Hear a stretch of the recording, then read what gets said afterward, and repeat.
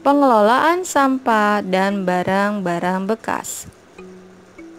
Pembelajaran IPA kelas 4 SD, tema 4, subtema 3. Apakah kalian tahu apa yang dimaksud dengan barang bekas?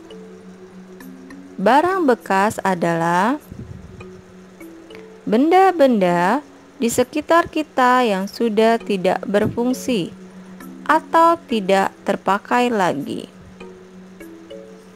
Sekarang, apa kalian tahu apa yang dimaksud dengan sampah? Sampah adalah barang sisa yang dianggap sudah tidak bermanfaat lagi bagi manusia. Nah, bagaimana ya cara mengolah barang bekas dan sampah? Ada 4 cara dalam mengolah barang bekas dan sampah, yaitu cara pertama yang dikenal dengan reuse, cara kedua reduce, cara ketiga recycle, dan cara keempat replace.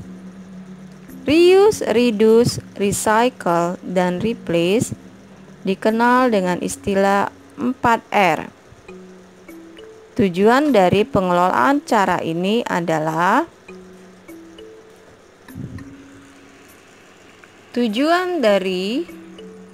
hal 4 itu adalah mengurangi barang bekas dan sampah dari aktivitas manusia.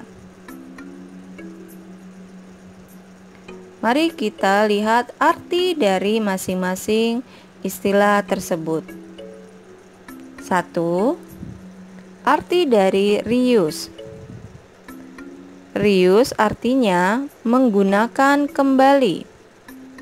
Menggunakan kembali sampah yang masih dapat digunakan untuk fungsi yang sama atau fungsi yang berbeda. Contohnya adalah menggunakan kaleng bekas cat untuk dijadikan pot tanaman. Jadi, kaleng bekas cat yang telah digunakan tidak dijadikan barang bekas atau sampah, tetapi dapat digunakan untuk tempat tanaman. Artinya, kaleng cat berubah fungsi. Contoh kedua adalah menggunakan koran bekas untuk dijadikan sampul buku. Koran bekas yang telah dibaca tidak dibuang, tetapi digunakan kembali atau reuse menjadi sampul buku. Arti dari reduce. Reduce artinya mengurangi.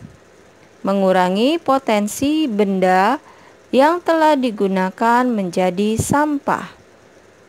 Contohnya, membawa air minum dalam botol minum sendiri daripada membeli air minum dalam kemasan. Hal ini mengurangi sampah jika kita membeli air minum kemasan. Air botol yang dibawa dari botol minum sendiri dapat digunakan berulang kali daripada membeli air minum dalam kemasan yang kemasannya hanya digunakan 1 kali.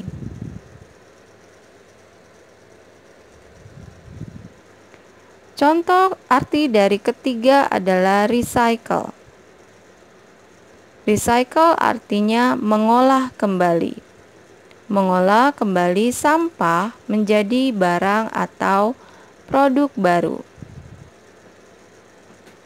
Contoh dari recycle yaitu mengolah sampah organik menjadi pupuk kompos. Penggunaan bahan organik akan menghasilkan sampah. Contohnya adalah sayur-sayuran dan buah-buahan. Ketika telah digunakan, sisa dari sayuran dan buah-buahan tidak dibuang menjadi sampah, tetapi dapat diolah kembali menjadi pupuk kompos.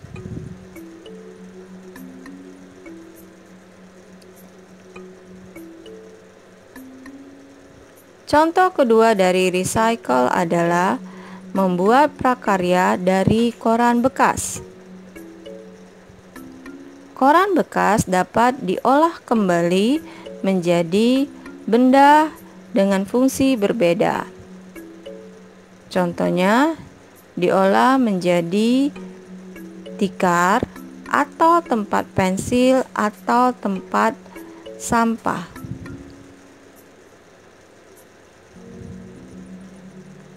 Arti cara yang terakhir adalah replace, artinya mengganti benda yang biasa digunakan dengan benda yang ramah lingkungan.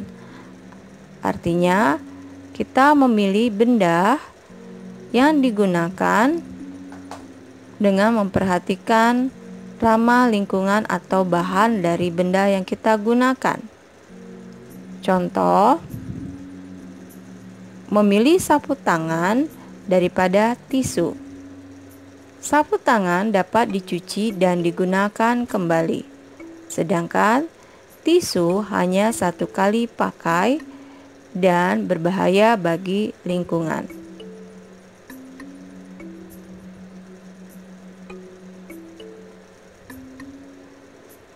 Apakah kalian telah mengerti tentang pengertian sampah, barang bekas, dan cara mengolah sampah dan barang bekas? Ulang kembali videonya ya, agar kalian dapat lebih mengerti dan mengingat cara-cara mengolah sampah dan barang bekas. Terima kasih.